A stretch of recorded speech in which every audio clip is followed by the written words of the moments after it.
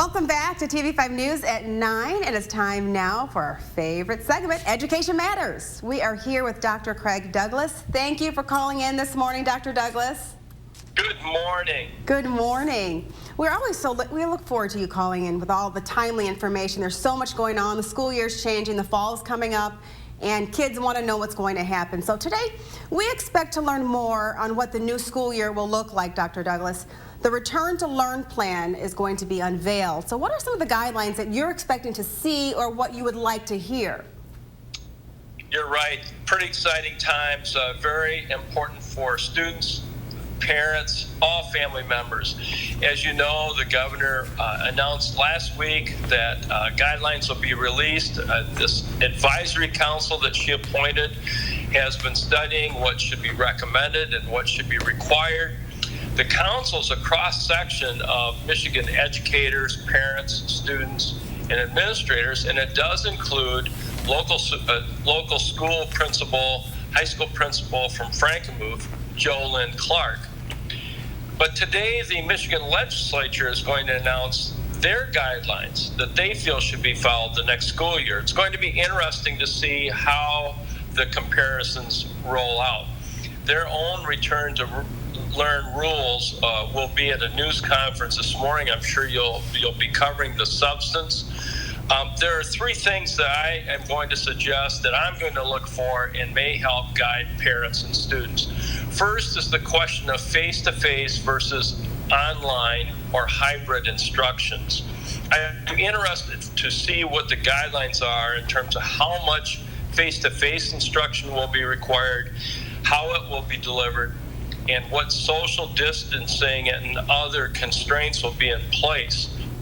As we talked several weeks ago, West Bloomfield rolled out a plan where half their students will come Monday and Tuesday, the other half their students will come Thursday and Friday, and Wednesday will be used for deep cleaning. The other days students are not in session will be online. Will this formula be replicated in these rollouts of Return to Learn? Watch for those guidelines. Second, I'm very interested to know what schools' plans will be when someone tests positive for the virus. Sports are going through this right now. Just Friday, a pro golfer tested positive after being tested negative. And during the round the golfer was taken off the course. So schools, are they going to be taking a teacher out of a classroom if they test positive? What about students who test positive? What about privacy laws? All these questions surface when we look at testing. And then what will happen in general if we experience a second spike of infection? Some expect that to happen. Some experts, far smarter than me, expect this to happen. So what steps will be expected for schools to take if there is a second spike? We know that some of the colleges are actually extending some online instruction after Thanksgiving, anticipating that there could be a spike. What does that mean for K-12 schools? The third and final one is the awkward one no one likes to talk about, and that's budget. Recently, estimates to reopen schools in Michigan are as high as $1 billion in additional costs. Mm-hmm. That translates into roughly $500 per pupil in additional costs for things like sanitation and so forth. Yet we know revenues are down to support schools, so there's a natural tension that's brewing. The increased cost to reopen, and yet there may be cuts. Some estimate the cuts as much as $700 a pupil. In my home district, that's more than $1.4 million in terms of dollars. So by law, school budgets must be adopted by the end of this month. That's next week. Some districts are planning for cuts, even though the state budget's not in place. Probably won't be adopted for several weeks, maybe even months.